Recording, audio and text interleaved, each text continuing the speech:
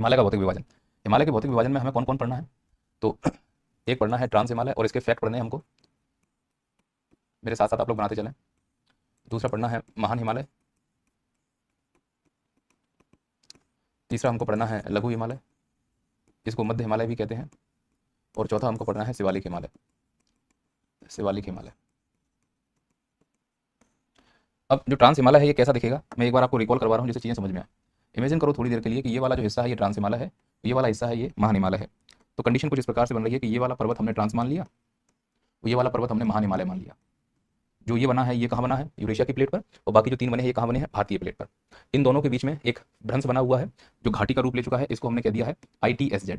जब मैं ITSZ बोलूंगा तो इसका यहाँ पर मतलब होगा, आई का मतलब होता है इंडस, और इंडस कहने का मतलब है सिंधु नदी, यानी इस घाटी में सिंधु नदी बहेगी। मैं अभी आपको एग्जाम्पल के तौर पर समझा भी दूंगा। और टी का मतलब होता है सांगपो। सांगपो में टी साइलेंट है, याद रखना है। सांगपो का मतलब होता है ब्रह्मपुत्र।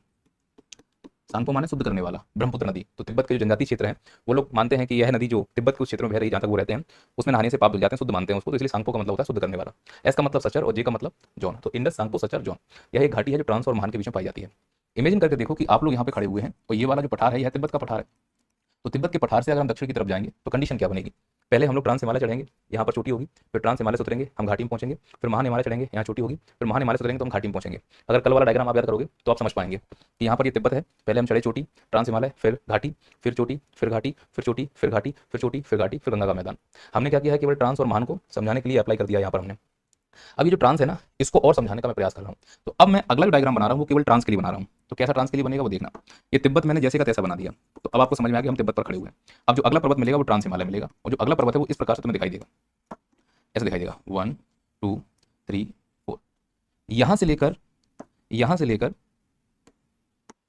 यहां से लेकर और यहां तक ये पूरा का पूरा ट्रांस हिमालय ही है। मैंने उसको बस जूम करके तुम्हें दिखा दिया कि ट्रांस हिमालय जूम करोगे तो ऐसा दिखेगा। और फिर ये वाला जो हिस्सा है ये बताओ ये क्या कहलाएगा? ये तो महान का महान ही रहा ना। तो इसके बीच में यहाँ पर क्या है? ये ITSZ है, ये वाला ITSZ है ना। तो हमने ट्रांस हिमालय को जूम कर लिया, तो ट्रांस हिमालय की ऐसे 3-4 सीढ़ियां हमको यहाँ दिख रही हैं।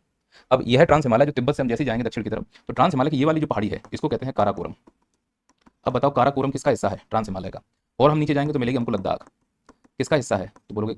और नीचे जाएंगे तो मिलेगी जास्कर, किसका हिस्सा है? और नीचे जाएंगे तो मिलेगी कैलाश। अब कैलाश के साथ थोड़ा सा कंफ्यूजन है, यह भारत के बाहर है। कहाँ है ये? भारत के बाहर है। कैसे बाहर है वो मैं समझाऊंगा आपको।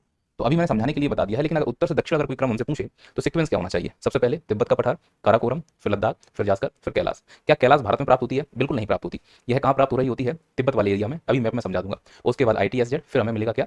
तो महान हिमालय। यहाँ तक कंफ्यूजन एकदम दिक्कत तो नहीं है? नहीं।